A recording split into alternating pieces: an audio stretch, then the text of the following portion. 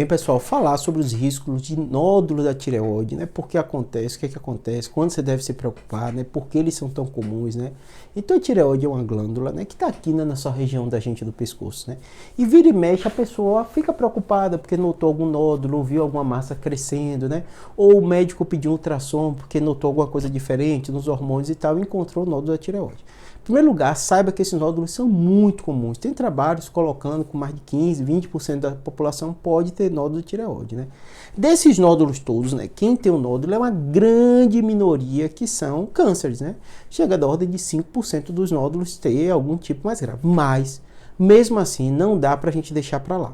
Então, o que é que vocês têm que perceber e entender desse aspecto dos nódulos da tireoide, né? Um tempo atrás, né, a gente mesmo, médico, era muito agressivo na conduta do nódulo da tireoide, fazendo muita cirurgia, muita biópsia, né, fazendo muito exame, né? Hoje já melhorou bastante, porque a gente vai conhecendo melhor as doenças, vendo que grande parte é benigno, vendo que nem todo mundo precisa fazer de triagem exame da tireoide e vai analisando contexto a contexto, quando ou não precisa fazer algum tipo de cirurgia. Hoje as cirurgias são cada vez menos invasivas, né?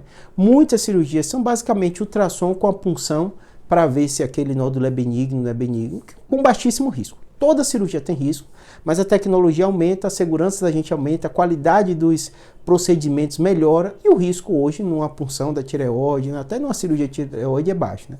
Mas o que é que você tem que entender? Por mais que pareça uma coisa simples, a lógica, o racional de quando investiga, quando não investiga, quando precisa de punção, quando precisa de cirurgia, é complexo. Por quê? Porque é comum você achar nódulo e é comum o endócrino passar por essa decisão, quando vai ou não. Então, uma das coisas mais importantes é vocês entenderem quais são os profissionais envolvidos nisso, né? Teoricamente, qualquer médico, eu, neurocirurgião, qualquer médico pode pedir a punção de nódulo de tireoide, cirurgia, encaminhar para o cirurgião. Mas o ideal é você ter um clínico que está acostumado a lidar com isso, né? Um endócrino, se for possível, né, ele tem costume, ou especialista que trate a tireoide, né? Hoje a gente encontra muitos profissionais com essa vivência, né, com essa especialização, né? Cirurgiões também de cabeça e pescoço, que são médicos que fazem esse tipo de procedimento, né, que estão acostumados a acompanhar, né? E obviamente acompanhar junto com o seu clínico, seu médico generalista, que por ser um problema de saúde muito comum, o médico generalista que te acompanha, ele vai tomar muito bem essas decisões. Hoje a gente tem guidelines, tem orientações de quando faz, quando não faz, né?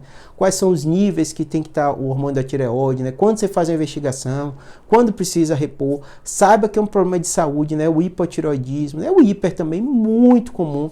Trabalhos mostram 5, 10% da população com alguma disfunção tireoidiana. Então são doenças muito frequentes, né? Qual o maior especialista que lida com isso, mais frequente, acostumado? O endócrino especializado em tireoide. Precisa para todo mundo? Não precisa. O médico generalista clínico geral vai fazer a avaliação inicial. Se tiver alguma alteração, se precisar, ele vai te encaminhar, ele vai pedir o procedimento, tudo isso, né? Então, o mais importante é você entender. A minoria é câncer, mas não dá para dar bobeira, né? 5%, né?